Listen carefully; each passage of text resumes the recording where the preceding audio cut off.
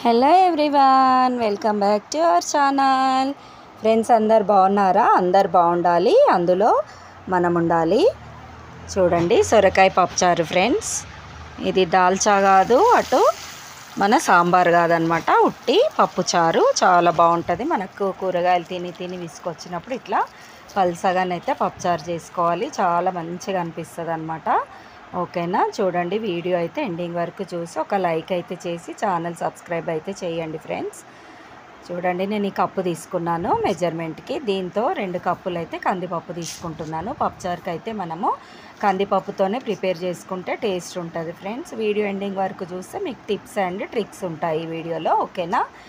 చూడండి, మనకు దాల్చాకైతే ఒక 1/2 కప్పు శనగపప్పు యాడ్ చేసుకోవచ్చు. తర్వాత శుభ్రంగా కడిగి కుక్కర్లో వేసి 3 గ్లాసులు వాటర్ పోసి 1/2 కట్ట కొత్తిమీర, 1 స్పూను పసుపు అయితే వేసుకున్నాను నేను ఫస్ట్గా.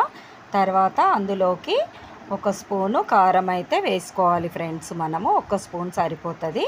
చిన్నపిల్లలకి పెడతాం కాబట్టి కొంచెం సప్పగానే ఉంటే బాగుంటుంది. తర్వాత మీడియం సైజు టమాటా అయితే వేసుకొని 3 విజిల్స్ పెట్టాను.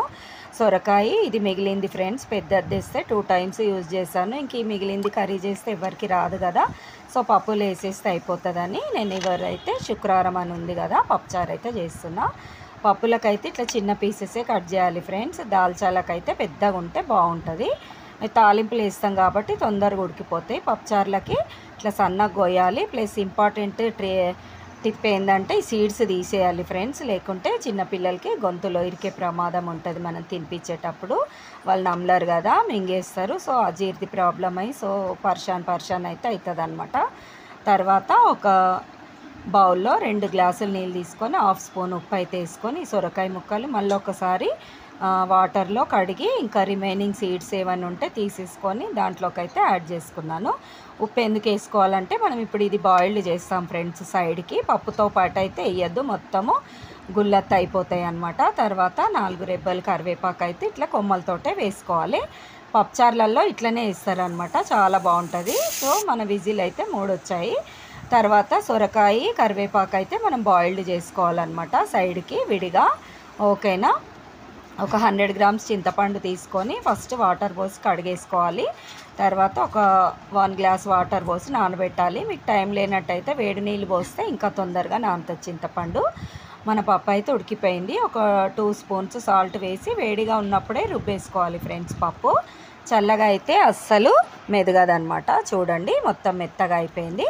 నేను చింతపండు ఎప్పుడు ఇట్లా పిసికి స్ట్రైనర్తోనైతే వడబోసుకుంటా ఫ్రెండ్స్. ఇందులో నార ఉంటుంది కదా, అది గొంతులో ఇరికే అవకాశం ఉంటుంది. అది కాక పెచ్చులు కూడా పడతాయి. మనం ఎంత కేర్ఫుల్గా చేయితో వడబోసినా కానీ కొంచెమన్నా అవి అందులో పడతాయి అన్నమాట. సో అందుకని నేను ఆ ప్రాబ్లం రాకుండా ఇట్లా స్ట్రైనర్ తోటి అయితే వడబోసుకుంటాను. ఇది టిప్ అనమాట. తర్వాత అందులోకి మనం ఉడికించుకున్న సొరకాయ కరివేపాకు వాటర్తో పాటు అందులో పోసేసుకొని 1/2 కట్ట కొత్తిమీర అయితే వేసుకోవాలి. కొత్తిమీర వేయడం వలన టేస్ట్ ఇంకా బాగుంటుంది. ఉడికేటప్పుడు 1/2 కట్ట, మసిలేటప్పుడు 1/2 కట్ట, టోటల్గా 1 కట్ట కొత్తిమీర అయితే వేసుకోవాలి పప్పుచారులో. తర్వాత బాగా మసలబెట్టాలి ఫ్రెండ్స్. ఎంత మసిలితే అంత టేస్ట్ వస్తుంది అనమాట. మనకి పాడవ్వదు పప్పు కూడా. ఫ్రిడ్జ్ లేని వాళ్ళైతే బాగా మసలబెట్టుకున్నట్టయితే తెల్లారి వరకు కూడా బాగుంటుంది అనమాట. నైట్ ఒకసారి వేడి చేసి పెట్టుకుంటే అయిపోతుంది ఫ్రెండ్స్. అందరి ఇళ్ళల్లో ఫ్రిడ్జ్లు ఉండవు కదా.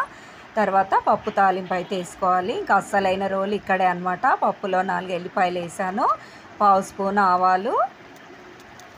స్పూన్ ఆవాలు వేసేసి 1 స్పూన్ జీలకర్ర అయితే వేసిన ఫ్రెండ్స్ నేను. చూడండి వీడియోలో ఈ ఎల్లిపాయలు వేసి తాలింపు పెట్టడం వలన మన ఇంట్లో పప్పుచారని 4 ఇండ్ల అవతల వరకు కూడా తెలిసిపోతుంది ఈ తాలింపు స్మెల్ వలన. తర్వాత 4 ఎండుమిరపకాయలు, 1/2 స్పూను ఇంగువ యాడ్ చేసుకొని పప్పులో వేసుకుంటే ఆహా నా రాజా అనాలన్నమాట. సూపర్ ఉంటుంది. మీరు కూడా ఇలా ట్రై చేసి కామెంట్ సెక్షన్లో అయితే చెప్పండి ఎలా వచ్చిందో. బాయ్.